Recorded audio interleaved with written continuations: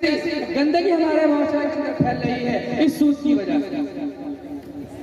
3-4 साल पहले का वाकया है, इसी अतराफ के अंदर मैं उस सजलेगा महफिल सरकार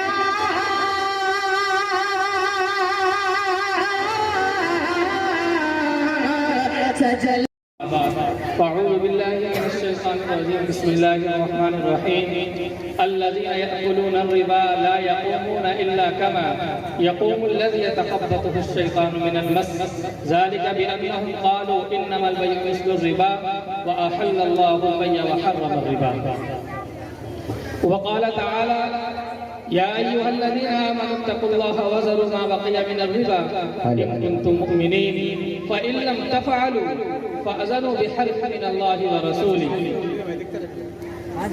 वक़ाल नबी सल्लल्लाहु अलैहि वसल्लम अर्रिबा 70 हुबन ऐसरुहु अन यनकिह अर्रजुलु उम्मह व फ़ी मौज़िन आख़र अन अब्दुल्लाह बिन मसऊद रज़ियल्लाहु तआला अन्हु क़ाल लअन रसूलुल्लाह सल्लल्लाहु अलैहि वसल्लम आकिल अर्रिबा व मूकिलहु व शाहिदहु व कातिबहु औ कमा क़ाल अलैहि सलातु वस्सलाम। मोहतरम बुजुर्गों, दोस्तों, मुझे जो उन्वान दिया गया है वो बहुत अजीब व गरीब उन्वान दिया गया है और टाइम जो दिया गया है वो टाइम भी बहुत अजीब व गरीब। उन्वान सूद है जिसको हम आप कह लेंगे ब्याज, और टाइम ऐसा है कि अगर हम ब्याज कहेंगे तो प्यासी आ जाती है। इसीलिए आप लोग जो जाग रहे हैं वो पूरे तौर पर जाग ताकि आपको जो ये ब्याज और सूद प्याज न लगे। तो ऐसा नहीं हो कि अब हम कह देंगे कि भाई ब्याज हराम है, अब मार्केट में जाकर कल से प्याजें नहीं खरीदिए कि भाई प्याज जो है वो हराम है, मौलाना ने कह दिया है। देखिए, ये बहुत अजीब व गरीब चीज है ये सूद। मैंने कुरान की आयत पढ़ी और 2 हदीस पढ़ी। अल्लाह तबारक व तआला फरमाता है कि वो लोग जो सूद खाते हैं वो कयामत के दिन उठाए नहीं जाएंगे। ये आधा तर्जुमा है। जो लोग सूद खाते हैं वो कयामत के दिन अपने कब्रों में पड़े रहेंगे, वो उठाए नहीं जाएंगे। ये आधा तर्जुमा है। अगर इतने तर्जमे पे बात अगर खत्म हो जाए तो मामला गड़बड़ हो जाएगा, हमारा अकीदा खराब हो जाएगा। इसलिए कि हमारा अकीदा यह है कि हमको मरने के बाद दोबारा जिंदा किया जाएगा। इसलिए कुरान कहता है अल्लज़ीना यअकुलूना रिबा ला यक़ूमूना इल्ला कमा यक़ूमुल लज़ी, उठाया नहीं जाएगा मगर उस तरह क़यामत के दिन दोबारा उठाया जाएगा गोया के शैतान ने उनको छू करके बौला बना दिया। ये सूद लेने वाले, खाने वाले और लिखने वाले, गवाह बनने वाले, सूद के कारोबार को फैलाने वाले, उनके मुआवनत करने वाले और जिस तरह से भी हो वो सूद के कारोबार को बढ़ावा देने वाले हैं, वो सब इसमें फंसे हुए हैं। अल्लाह के रसूल सल्लल्लाहु अलैहि वसल्लम फरमाते हैं युबअसु यौमल क़ियामति मजनूनन युख़लक़। इसी कुरान की आयत की तफसीर के अंदर है कि कयामत के दिन वो मजनू बना करके उठाया जाएगा, पागल बना करके उठाया जाएगा, उसे कुछ समझ में नहीं आएगा।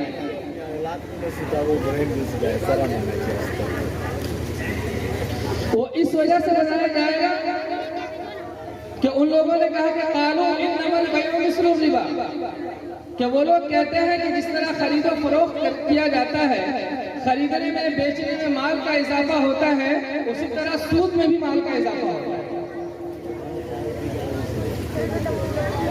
जबकि अल्लाह ताला कहता है वअहल्लल्लाहु बै'a व हर्रम रिबा, कि अल्लाह ताला ने खरीदने को, बेचने को हलाल किया है और सूद को हराम किया है। मेरे मोहतरम बुजुर्गों, दोस्तों, ये बुराई बहुत तेजी के साथ हमारे माशरे में फैल रही है और इसकी जड़ इतनी सख्त हो चुकी है और इतनी दूर तक फैली हुई है कि हमें इस बुराई का और इस गुनाह का एहसास नहीं होता। और ये तकरीबन कह लिया जाए कि 70 से 75% घरों में ये फैल चुका है। हमें थोड़ी भी परेशानी हुई, हम हम गए सुनार के पास और हमने बंधक रख दिया, सूद नहीं रखे, बंधक रखे, या हम गए हमने गिरवी पे रख लिया, पैसा ले लिया, या इसी तरह हम गए और ब्याज पर पैसा उठा करके ले आए।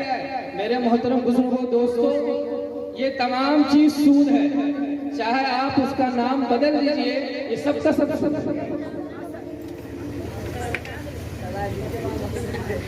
इसके बारे में सख्त वईद आई है और कुरान के अंदर तो जगह बजगह सूद की हुर्मत को वाज़ेह लफ्ज़ों में बयान किया गया है। अल्लाह ताला फरमाता है, या अय्युहल्लज़ीना आमनु तक़ुल्लाह वज़रू मा बक़िया मिनर रिबा इन कुंतुम मुमिनीन। ऐ ईमान वालों, अगर आप अल्लाह से डरते हो, अल्लाह पर ईमान रखते हो, अल्लाह को मानते हो, अल्लाह की मानते हो, तो ये सूद से बचो। अल्लाह, काश के वक्त होता तो मैं आपके सामने इस आयत की तफसीर और अहादीस खोल खोल कर बताता, लेकिन वक्त कम है, बेचैनी तो आपको नहीं है, लेकिन बहरहाल वक्त की नज़ाकत की वजह से गार्जियन हज़रात परेशान है, उनका परेशान होना एक फितरी चीज, लिहाजा उसको पेश नज़र मद्देनजर मैं ज़्यादा तफसीर में नहीं जाऊंगा, लेकिन कुछ न कुछ जरूर बताऊंगा। इसलिए मेरी बात अब गौर से सुनिए कि जो लोग अल्लाह पर ईमान रखते हैं और वो सूद से बाज नहीं आते हैं, कुरान ने कहा फ़इन लम तफ़अलू, अगर वो सूदी कारोबार से, सूद लेने देने से और सूद जैसे गुनाह से बचते नहीं हैं, कितना सख्त और कितनी सख्त वईद कुरान के अंदर आई है, फ़अज़नू, तैयार हो जाओ, कान खोल करके सुन लो और अपने आप को तैयार कर लो। किस काम के लिए? बिहर्बिन मिनल्लाहि व रसूली, अल्लाह और उसके रसूल से लड़ाई करने के लिए। जो लोग सूद लेते हैं, ब्याज लेते हैं और वो ब्याज पर पैसा उठाते हैं या देते हैं, उसकी लड़ाई किसी आम इंसान से नहीं है, इंसानों से लड़ाई नहीं, उसकी लड़ाई बराह रास्त अल्लाह से। यह कुरान का है, यह कुरान कह रहा है, यह हमारी और आपकी बात नहीं, किसी आलिम या किसी मौलवी की बात नहीं, यह कुरान की बात है। और यह उस अल्लाह की बात है जिस अल्लाह ने तमाम लोगों को पैदा किया है, इस कायनात को बनाया है, सजाया है, सवाया है, और फिर हमने उसी अल्लाह के पास जाना है। वो अल्लाह जो सबसे ज्यादा हमसे मोहब्बत करता है, वो कह रहा है फ़अज़नू बिहर्बिन मिनल्लाहि व रसूलिही, कि तैयार हो जाओ अल्लाह और उसके रसूल से लड़ाई करने के लिए। मेरे मोहतरम बुजुर्गों, दोस्तों, जब हमारी किसी से लड़ाई होती है और किसी से हम भिड़ते हैं, तो हम कोशिश ये करते हैं बुग़्ज़ में और इनाद में कि उसकी कीमती चीज छीन लें और उसको उस कीमती चीज से महरूम कर दे। मेरे मोहतरम बुजुर्गों, दोस्तों, सूद लेने वाले और देने वाले की बराह रास्त लड़ाई अल्लाह से। तो अल्लाह ताला जो हमारा कीमती चीज है और सबसे अहम चीज है, यानी ईमान, वो ईमान की दौलत से हम महरूम हो जाए। हदीस के अंदर आता है कि जब क़यामत का वक्त करीब आएगा तो अल्लाह के रसूल सल्लल्लाहु अलैहि वसल्लम ने फरमाया, बैन यदै अस्सा यज़हरु ज़िना वल-रिबा वल-ख़मर, और कमा क़ाला अलैहि सल्लतु वस्सलाम, कि जब क़यामत का वक्त करीब आएगा तो ज़िना, सूद और शराब ये आम हो जाएगा। आगे अल्लाह के रसूल सल्लल्लाहु अलैहि वसल्लम ने फरमाया, इज़ा ज़हरा ज़िना वल-रिबा फ़ी क़रयतिन फ़क़द अहल्लू बिअनफ़ुसिहिम अज़ाब अल्लाह, कि जब ज़िना और सूदी कारोबार, सूदी लेन देन ये गांव के अंदर जाहिर हो जाए। करिया का लफ्ज़ एक आम लफ्ज़ हो सकता है हदीस के अंदर, लेकिन करिया जो कहा जाता है वो गांव को कहा जाता है, शहर के लिए तो अलग लफ्ज़ है। बहरहाल मैं इस हदीस की तफसीर नहीं कह रहा हूँ, बस सिर्फ तर्जुमा करना चाह रहा हूँ कि अल्लाह के रसूल सल्लल्लाहु अलैहि वसल्लम ने फरमाया, इज़ा ज़हरा ज़िना वल-रिबा फ़ी क़रयतिन, कि जब ज़िना और सूद करिया के अंदर, गांव के अंदर जाहिर हो जाए और लोग इसमें मुलव्विस हो जाए और इसको गुनाह न समझने लगे या गुनाह समझने के बावजूद इसको करते रहे, फ़क़द अहल्लू बिअनफ़ुसिहिम बिअज़ाब, कि वो खुद अल्लाह के अज़ाब को अपने ऊपर उतार रहे हैं। और अल्लाह के अजाब को अपने ऊपर नाजिल करना चाह रहे हैं, बल्कि वो चाहते हैं कि अल्लाह का अजाब आप बहुत गौर फिक्र की बात है। क्या हमारा मुआशरा इसमें मुलव्विस नहीं है? क्या हमारे घर की औरतें वो सुनार के पास जाकर के या किसी और के पास जाकर के वो अपना जेवर गिरवी नहीं रखती हैं? क्या वो जाकर के ब्याज पर पैसा नहीं लेती हैं? इतनी सख्त वईद के बावजूद हम ये गुनाह कर रहे हैं, तो किस तरह हमारी इस्लाह होगी? और हम कैसे हम पर अजाब आएगा और किस तरह नहीं हमारे ऊपर मुसीबतें आएगी? ये जितनी भी मुसीबतें आ रही हैं, जो भी परेशानी आ रही है, वो हमारे खुद की वजह से, इसलिए कि हम अल्लाह के कलाम और अल्लाह के रसूल की बात को हम छोड़ रहे हैं।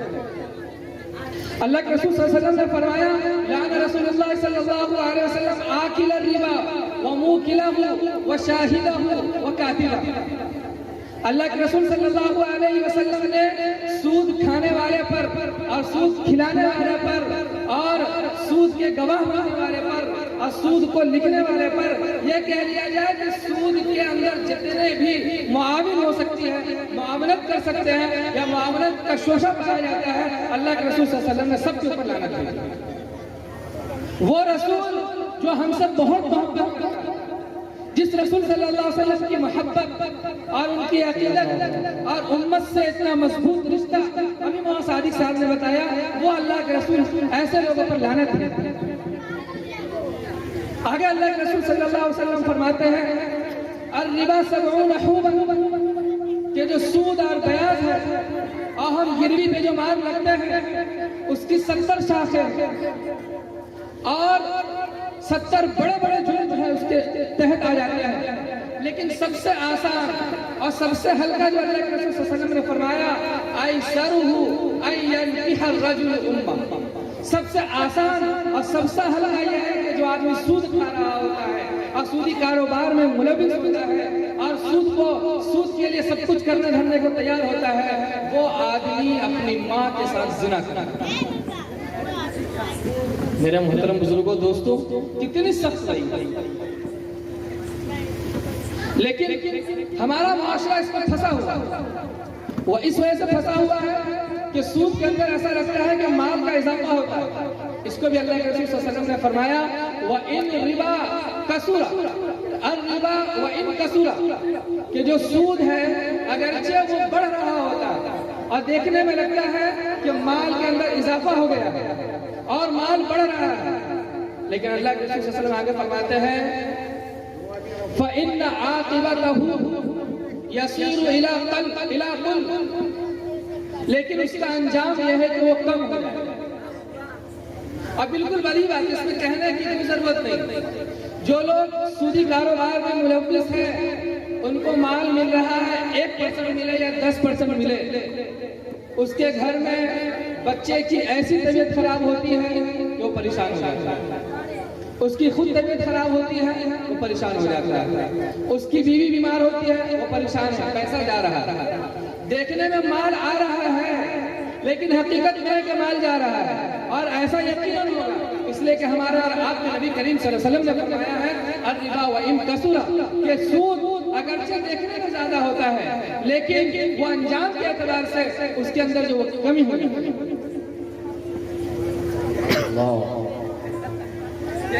मेरे मोहतरम बुजुर्गों, दोस्तों, हजरत ख्वाजा हबीबुल्लाह अजमी रहमतुल्लाह अलैह का एक वाकया है कि जब तक वो बुजुर्ग और दीनदार नहीं बने थे उससे पहले बहुत मालदार थे, माल दौलत की बहुतायत थी, वो भी सूद पर लोगों को पैसा दिया करते थे।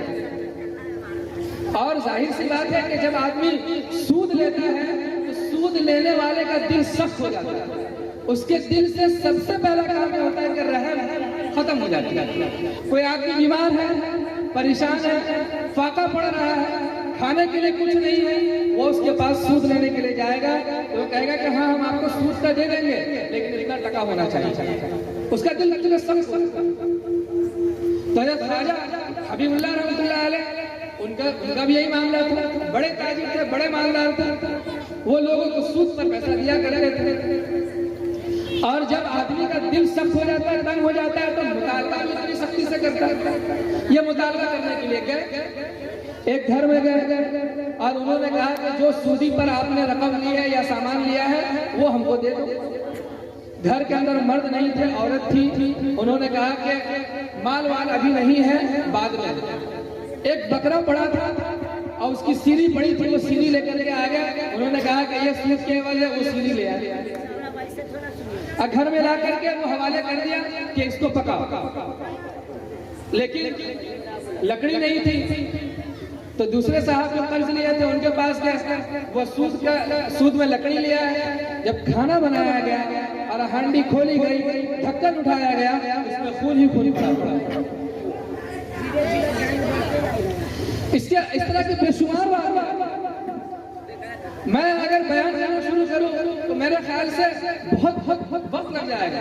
लेकिन खुलासा यह है कि कुरान की आयत और अहादीस मुबारका की रोशनी में हमें और आपको इतना तो पता चल गया कि हम सूद जैसे गुनाह में मुलव्वस, और इस गुनाह के अंदर सबसे ज्यादा जो फंसी हुई है वो हमारे माशरे की औरत फंसी हुई है।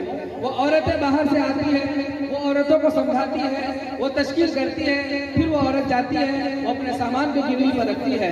और इसके नतीजे में मैं कहना नहीं चाह रहा था, लेकिन मैं हिम्मत कर रहा हूँ कि किस तरह के जराइम हो रहे हैं और कैसी कैसी गंदगी हमारे माशरे के अंदर फैल रही है इस सूद की वजह से। 3-4 साल पहले का वाकया है, इसी अतराफ के अंदर, मैं उस गांव का नाम नहीं लूंगा, एक औरत सूदी पर पैसा ले रही थी और बहुत सारा पैसा ले ली और उसके शौहर को इस बात का इल्म नहीं था। इत्तेफाक ऐसा हुआ कि उसका शौहर उस दिन वो गांव में उतरा और उसी दिन उस औरत को गिरफ्तार करने के लिए वो पुलिस आ गई और बैंक के लोग आ गए और उसको कहा कि चलो तुम हमारे साथ, और उसको मजबूर किया गया। लेकिन इस गांव वालों ने कहा कि नहीं, इस औरत को नहीं ले जा सकते हैं, लिहाजा जैसे तैसे मामला रफा दफा। हजरत जो लोग सूद लेते हैं और हमारे घरों की औरतें जा रही हैं, बच्चियां जा रही है, वो गैरों के पास जा रही है, क्या आपको मालूम है कि हमारे औरतों के साथ किस तरह का घिनौना काम किया जा रहा है, किस तरह की हरकतें की जा रही है? ये बात बिल्कुल वाज़ेह और खुली हुई है कि जब सूद लिया जाता है तो उसके पास चूंकि मजबूरी में सूद देती है और वो मजबूरी में लेकर के वहां से आ रही है और सदा नहीं पाती है, तो किसी तीसरे पर्सन का फोन आता है और वो कहता है कि तुम सूद से क्यों परेशान हो, तुम ब्याज से क्यों परेशान हो? परेशान होने की कोई जरूरत नहीं है, फला साहब से बात कर लो, फला साहब के पास चली जाओ, तुम्हारा मसला हल हो जाएगा। ये क्या माना मतलब है इसका कि फला के पास चली जाओ और फला से बात कर लो? ये बहुत घटिया किस्म की बात है। इसलिए अपनी इस्लाह के लिए और अपने माशरा की इस्लाह के लिए हमको सूदी कारोबार से खुद भी बचना है और दूसरों को भी बचाना है। ये एक ऐसा गुनाह है जिसके लिए एक मुहिम की जरूरत है।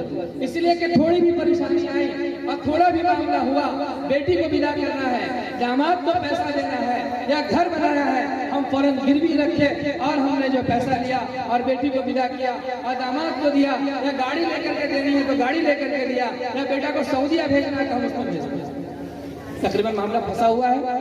लिहाजा जो लोग इसमें फंसे हुए हैं वो निकलने की कोशिश कीजिए, इसलिए कि अगर इससे हम नहीं निकले तो साफ ऐलान है फ़अज़नु बिहर्बिन मिनल्लाहि व रसूलिही, कि अल्लाह और उसके रसूल से जंग के लिए तैयार हो जाइए। उसके बाद आगे अल्लाह फरमाता है वमा आतैतु मिनर रिबा लियरबुआ फी अमवालिन नास,